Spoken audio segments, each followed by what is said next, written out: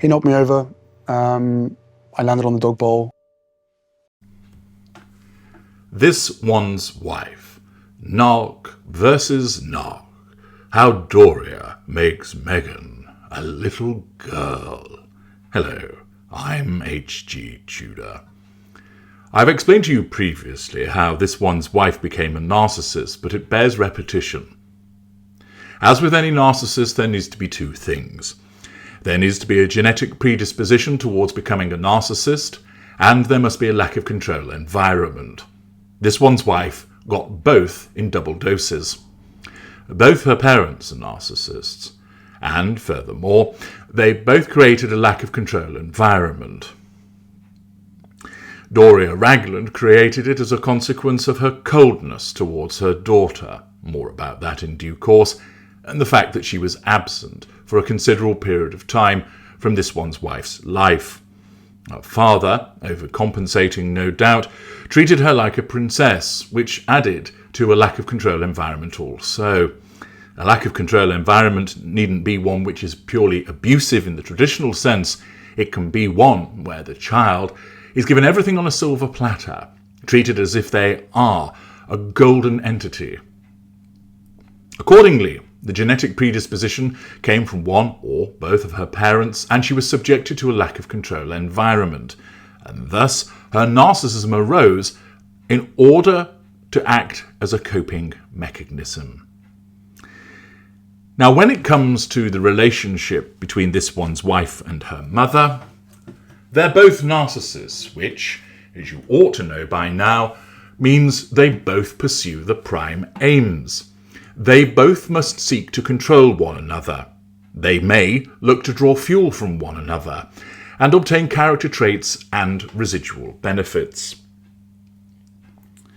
I explained recently the dynamic between the two of them from a piece of video footage where Doria was less than impressed in respect of the vanilla banana dessert that was provided to her by This One's Wife, and it provided me with an excellent opportunity to explain the dynamic between the two of them by reference to actual video footage, to help you understand why they behave the way that they do. In essence, Doria Ragland is content to have an arm's length existence with her daughter. She wasn't around much during her childhood. She hasn't been around particularly much in relation to her as an adult.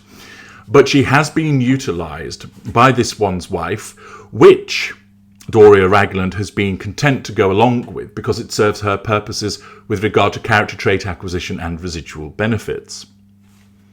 While she has courted some of the fame aspects, she has not done so as much as you might imagine, and largely, Doria Ragland is content to leave her daughter on the shelf.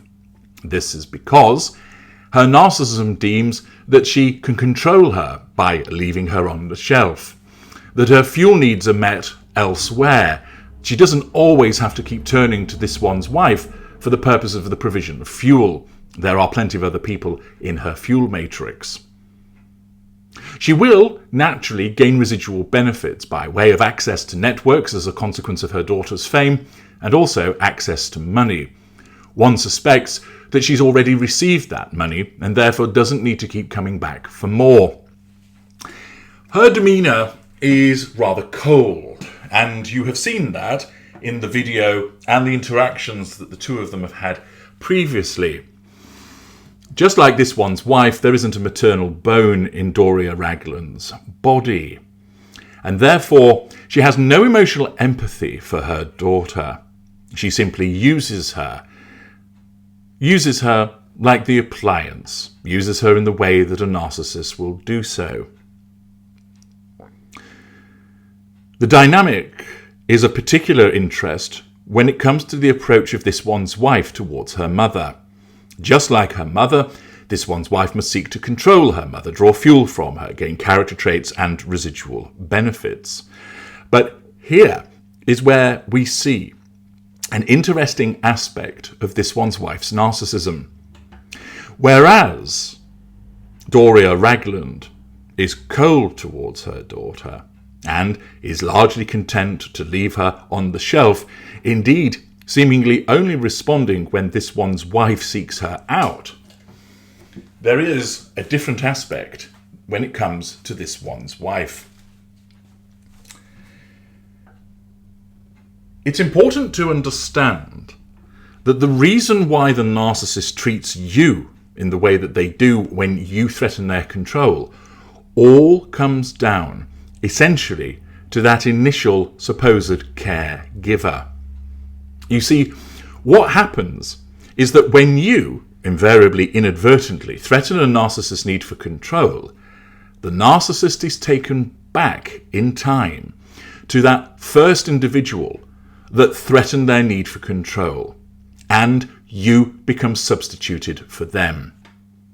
Thus, the narcissist remains that child, but is taken back, in essence, to when they had no control, to when perhaps they were beaten, neglected, sexually abused, whatever it might have been. In other words, helpless and subject to the control of that other individual. This means that you are seen in the same light as that initial abuser, and hence you are then subjected to the full force of the narcissism as it seeks to reject your threat to control, invariably utilizing malign ways. You are being punished in effect for the transgressions of that first abuser, and it's no different for this one's wife. When somebody threatens her need for control, she is, in essence, taken back to when Doria threatened her need for control, when Doria was absent, when Doria meted out whatever punishments that she engaged in against this one's wife when she was a little girl. And this looms large in the interaction between the two. How so? This one's wife requires validation like any narcissist does, but it's particularly acute when it comes to her mother, because she was never given it as a child. This one's wife's achievements were never recognised by Doria Ragland because she wasn't there. This one's wife's progress was never acknowledged or supported by Doria Ragland because she was either not interested or she wasn't there. This has echoed into the adulthood of this one's wife, which means that whenever this one's wife has an interaction with her mother, she seeks her validation supremely. She wants to be praised. She wants her mother to recognise that she is good at what she does, nay, brilliant. For her to heap praise upon her for snaring a prince, to heap praise upon her becoming a multimillionairess, to recognise that she's internationally famous. But of course, to do so would be to give credit where Doria Ragland does not see that it is due, because why should we be interested in the achievements of her daughter when it's all about herself? Accordingly, this one's wife becomes thwarted, yet she continues to try. You saw it in the video that I analysed, that this one's wife looked hopefully towards her mother for some kind of approval when she presented her with the dessert. It was as if they were taken back all of those years to when this one's wife was but 5 years old, seeking the approval of a mother who either never was interested or simply wasn't even there to provide it, even if she was moved to do so. Each time that Doria Ragland ignores her daughter, this one's wife is taken back to when she was small and ignored. Each time Doria Ragland fails to provide her with the approval and validation that this one's wife craves, she's taken back to being that small girl. I do not say this to cause you to feel sympathetic towards this one's wife, but to help you understand what is actually going on in the dynamic between these two narcissists.